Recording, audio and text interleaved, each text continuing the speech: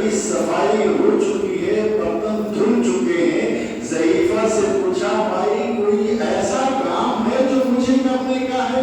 تو کہا کہ نہیں، وہ جو آتے ہیں ہر روز انہوں نے سارا کام کر دیا ہے میرا، اب تمہیں کوئی کام کرنے کی ضرورت نہیں۔ فرماتے ہیں کچھ تو کہیے۔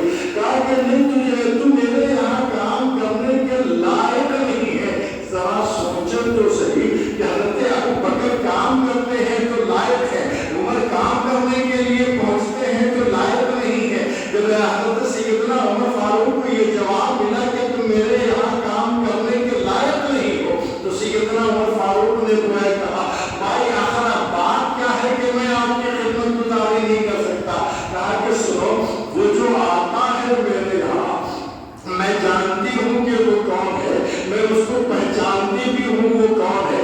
یہ ضعیفہ کا حال یہ تھا کہ وہ آنکھ سے نابینا ہو چکی تھی، عمر اتنی تھی کہ ہاتھ چلتا نہ تھا، منہ میں ایک بھی دانت نہ تھا، اور وہ اپنے بستر پر پڑی رہتی تھی۔ حضرت سیدنا ابو بکر صدیق آتے اور اس کے گھر میں داخل ہوتے، پہلے وہ ضعیفہ کے ہاتھ منہ دھلاتے، اس کے منہ میں برش کرتے یا جو ترجمہ ہوتا ہے وہ کر دیتے، اور کرنے کے بعد وہ ضعیفہ سے کلی کرواتے، پھر اس کا سارا پھر اس کو اچھی طریقے سے بچھا دیتے، اور اس کے گھر میں کھانا بناتے کون؟ امیر المومنین۔ اس وقت حضرت ابو بکر صدیق امیر المومنین ہے، یعنی مسلمانوں کے سلطان ہیں۔ حضرت ابو بکر صدیق اس کے گھر میں کھانا بناتے، کھانا بنا کر بس نہیں کر دیتے، کھانا جب تیار ہو جاتا تو روٹیاں لے کر کے اور اس کے پاس پہنچتے تھے، اور پہنچ کر کے پہلے اپنے منہ میں وہ روٹیاں وہ سبزیاں رکھتے، چبا لیتے، اور چبا کر کے اس کے بعد وہ روٹی اس ضعیفہ کے منہ میں ڈال دیا کرتے تھے۔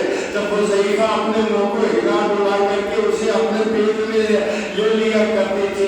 حضرت عمر فاروق رضی اللہ تعالیٰ عنہ عرض ہوتے ہیں کہ بھائی میں کیسے آپ کے لائق نہیں ہوں؟ کہا کہ وہ جو میرا خادم ہے جب وہ آتا ہے تو وہ آج تک اس نے نہیں بتایا کہ میرا اس کا نام کیا ہے۔ میں اس کو پہچانتی بھی ہوں، جانتی بھی ہوں، لیکن جب بھی پوچھتی ہوں بیٹا تمہارا نام کیا ہے تو وہ نام پوچھنے پر یہ عرض کرتے ہیں کہ ماں میں نے کام اچھا کیا ہے نا، میرے کام میں کوئی نقص تو نہیں ہے نا، میری روٹی صحیح ہے نا، میری سبزیاں ٹھیک ہے نا، ماں مجھ سے کوئی تکلیف تو نہیں ہے نا، ماں میں تجھے غسل دیتا ہوں تجھے کوئی عزت تو نہیں پوچھتی ہے نا۔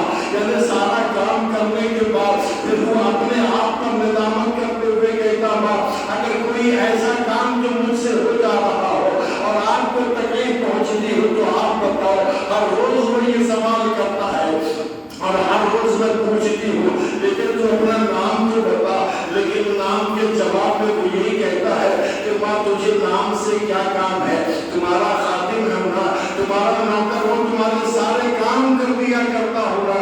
آپ فرماتی ہے کہ میں ہاں میں سر ہلا دیتی، پھر وہ چلا جاتا، پھر رات کو پہنچتا اور حسب معمول وہ میرا بستر بھی لگاتا، میرے لیے سارا کچھ کر کے، اور پھر رات کو جب مجھے بستر پر سلا دیتا تو تب تک وہ رہتا، مجھے یہ احساس ہوتا تھا کہ تب تک وہ کھڑا رہتا تھا جب تک کہ میں سو نہ جاتی، مجھ پر نیند غالب نہ ہو جاتی، تب تک وہ میرے پاس رہتا تھا۔ میں اکثر کہتی تھی بیٹے چلے جاؤ، لیکن جواب کیا دیتا، ماں آپ سو جاؤ نہ میں چلا جاؤں گا۔ حضرت سیدنا عمر فاروق رضی اللہ تعالیٰ عنہ نے فرمایا تو ماں آج سے میں آپ کی خدمت کروں گا۔ تو جانتے ہیں اس ضعیفہ نے کیا جواب دیا؟ اس ضعیفہ نے یہ جواب دیا کہ عمر تم تو ایسے ہو خادم ہو کہ پہلے ہی دن اپنا نام بھی بتا دیا اور اپنے باپ کا بھی نام بتا دیا، یعنی تمہیں یہ احساس دلا دیا کہ میں عمر ابن خطاب ہوں، میں خطاب کا بیٹا عمر ہوں۔ ایسے خادم کی مجھے ضرورت نہیں۔ یہ حضرت عمر رضی اللہ تعالیٰ عنہ کی انکساری اور عاجزی ہے۔ حضرت عمر فاروق رضی اللہ تعالیٰ عنہ ہر موقع پر حضرت ابو بکر صدیق رضی اللہ تعالیٰ عنہ کے ساتھ چاہتے تھے کہ ان کے ساتھ مل کر ان کی نیکیوں میں ہم بھی برابر کے شریک ہو جائیں، لیکن اکثر و بیشتر نہیں بلکہ ہمیشہ یہی ہوتا تھا۔ حضرت ابو بکر کی نیکیاں آگے ہی رہتی تھی،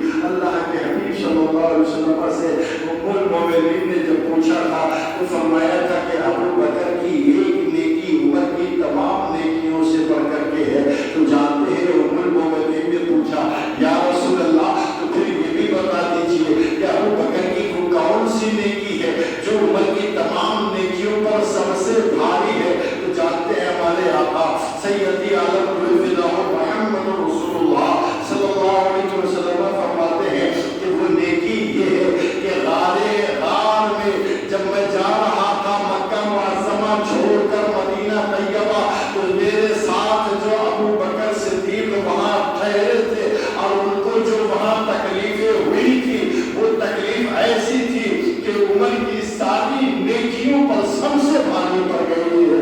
میرے دوست، یہ حضرت سیدنا ابو بکر صدیق رضی اللہ تعالیٰ عنہ کی ذات ہے۔ اور ایک بات اور رک کر کے بتا دوں کہ ساری دنیا اور بالخصوص شیعہ علی کہتے ہیں کہ علی کا مقام کوئی نہیں پا سکتا، وہ ابو بکر صدیق ہو، حضرت عمر فاروق ہو، حضرت عثمان، کوئی بھی حضرت علی کا جو مقام ہے وہ کوئی بھی نہیں پا سکتا۔ علی اپنے مقام پر بالکل الگ ہے۔ سب سے بلند مقام حضرت علی کا ہے۔ کیوں سب سے بلند مقام حضرت علی کا ہے؟ کہ حضرت علی کی شادی حضرت فاطمہ زہرا سے ہوئی۔ تو اب آپ کو یہ بھی معلوم ہونا چاہیے کہ علی کی نکاح میں ایک بیٹی مصطفیٰ نے فاطمہ کو دیا تھا، لیکن حضرت عثمان غنی کو دو صاحبزادیاں کے بعد دیگر مصطفیٰ نے نکاح میں دیا تھا۔ میں وہ نہیں بتانا چاہتا، اصل میں آپ کو یہ بتانا چاہتا ہوں کہ حضرت ابو بکر صدیق کی کا مقام دیکھیں۔ حضرت سیدنا ابو بکر صدیق کا مقام گھٹانے والے لوگ گھٹاتے ہیں اور یہ کہتے ہیں کہ حضرت علی کا مقام سب سے بڑھ کر کے ہے۔ حضرت سیدنا علی کرم اللہ تعالیٰ وجہ کریم جب مکہ معظمہ فتح ہو گیا، جب مکہ معظمہ ہو گیا اور مسلمانوں نے اپنا پرچم وہاں لہرا دیا، تو اس کے بعد حضرت سیدی عالم صلی اللہ علیہ وسلم نے فرمایا کہ علی ان بتوں کو گرا دو۔ وہ یہ کہتے ہیں کہ بتوں کو گرانے کی جب باری آئی تو ابو بکر کو نہیں بلایا، عمر کو نہیں بلایا، عثمان کو نہیں بلایا، حضرت مولائے کائنات کو بلایا، علی آؤ اور آ کر کے ان بتوں کو گرا دو، لات کو گراؤ، عزا کو گراؤ، منات کو گراؤ، یہ سارے معبودان باطلہ کو خانہ کعبہ سے الگ کر دو۔ حضرت سیدنا علی کرم اللہ تعالیٰ وجہ کریم گئے تو بت گرانے لگے، توڑنے لگے اور ادھر ادھر پھینکنے لگے، لیکن جب منات کی باری آئی، جب لات کی باری آئی جو خانہ کعبہ کے صدر دروازے پر اوپر میں تھا، تو حضرت سیدنا علی کرم اللہ تعالیٰ وجہ کریم ادب میں کہتے ہیں یا رسول اللہ، یہ اونچائی پر ہے، آپ میری پشت پر سوار ہو جائیں اور اپنی عصا سے اسے گرا دیجیے۔ اللہ کے حبیب صلی اللہ علیہ وسلم فرماتے ہیں علی میں تمہاری پشت پر اگر سوار ہو جاؤں تو تم میرا بوجھ برداشت نہیں کرو گے۔ مولا علی سے جب لات و منات کو گرانے کی ہٹانے کی بات آئی تو اللہ کے نبی فرماتے ہیں کہ تم میرا بوجھ نہیں اٹھا سکتے۔ حالانکہ حضرت علی اسد اللہ الغالب پہلے ہو گئے تھے، حالانکہ شیر خدا پہلے کہلا رہے تھے، حالانکہ بڑے بڑے پہلوان حضرت علی سے لڑنے میں مقابلے میں جیت نہ پاتے تھے۔ حضرت علی کہے کہ بہت طاقتور اور بڑی قوت کے مالک تھے۔ مقام خیبر کو آپ نے ایک ہاتھ سے اٹھا کر پھینک دیا تھا، اس کا نام علی ہے، جس کی طاقت کا کوئی اندازہ نہیں لگا سکتا، اس کا نام علی ہے۔ لیکن آج جب باب کعبہ سے بت گرانے کی بات آئی ہے تو حضرت علی نے کہا یا رسول اللہ میری پشت پر سوار ہو جائے اور بت کو گرا دیجیے۔ کونین کے مالک فرماتے ہیں علی تم میرا بوجھ نہیں اٹھا سکتے، علی تم میرا بوجھ نہیں اٹھا سکتے۔ بس ٹہل کر کے اور سنیے حضرت ابو بکر صدیق کو جب اللہ کے نبی صلی اللہ علیہ وسلم مکہ معظمہ سے غار حرا کی طرف تشریف لے جا رہے تھے تو کچھ دور چلنے کے بعد حضرت ابو بکر صدیق نے فرمایا یا رسول اللہ پاؤں تھک گیا ہوگا، یا رسول اللہ پاؤں تھک گیا ہوگا، پتھریلی زمین ہے، اے اللہ کے نبی مجھ پر سوار ہو جائے، میری پشت پر سوار ہو جائے۔ تب کونین کے مالک نے نہیں فرمایا کہ ابو بکر تو میرا بوجھ نہیں اٹھا سکتا۔ مصطفیٰ حضرت ابو بکر کی پشت پر سوار ہو گئے اور اس کے بعد چلنے لگے۔ یہاں علی کو فرمایا تھا علی تم میرا بوجھ نہیں اٹھا سکتے، بارے نبوت کا جو بوجھ ہے وہ تم برداشت نہیں کر سکتے، لیکن حضرت ابو فرماتے ہیں کہ حضرت ابو بکر جب کہتے ہیں یا رسول اللہ سوال ہو جائے تو کونین کے مالک و مختار آپ یہاں پر نہیں فرماتے ابو بکر تم میرا بوجھ نہیں اٹھا سکتے، بارے نبوت پہ تم برداشت نہیں کر سکتے، نہیں حضرت ابو بکر کے پشت پر سیدی عالم رفیدہ محمد رسول اللہ صلی اللہ علیہ وسلم سوار ہو جاتے ہیں۔ اور بتانا اصل میں یہ چاہ رہا ہوں کہ یقیناً حضرت مولا کائنات کا مقام اپنی جگہ پر بہت ہی بلند و بالا، لیکن حضرت ابو بکر صدیق کا جو مقام ہے وہ مولا علی کو حاصل نہیں ہے اور ہو بھی نہیں سکتا۔ مصطفیٰ نے داماد بنایا تھا، داماد کو آپ سمجھ سکتے ہیں کیا کہتے ہیں ہماری زبان میں؟ بیٹا۔ جب بھی سسر بلاتا ہے تو داماد کہہ کے نہیں بلاتا، بیٹا کہہ کے بلاتا ہے۔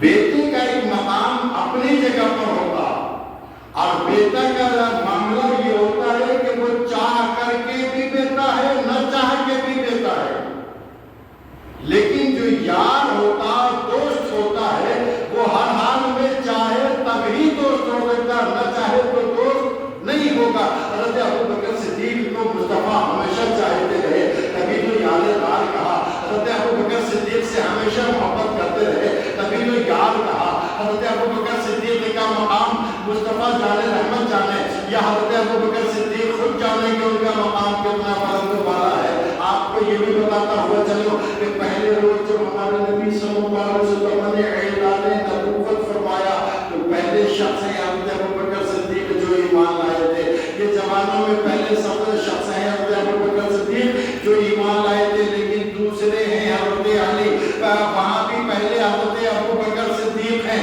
بعد میں حضرت علی ہیں۔ حضرت علی حضرت ابو بکر صدیق سے سبقت نہیں لے جا سکتے۔ حضرت علی کا مقام اپنی جگہ پر ہے، حضرت ابو بکر صدیق اپنی جگہ پر ہے۔ اللہ کے نبی صلی اللہ علیہ وسلم فرماتے ہیں کہ اگر میرے بعد نبوت کا دروازہ بند نہ ہوتا تو ابو بکر صدیق نبی ہوتے۔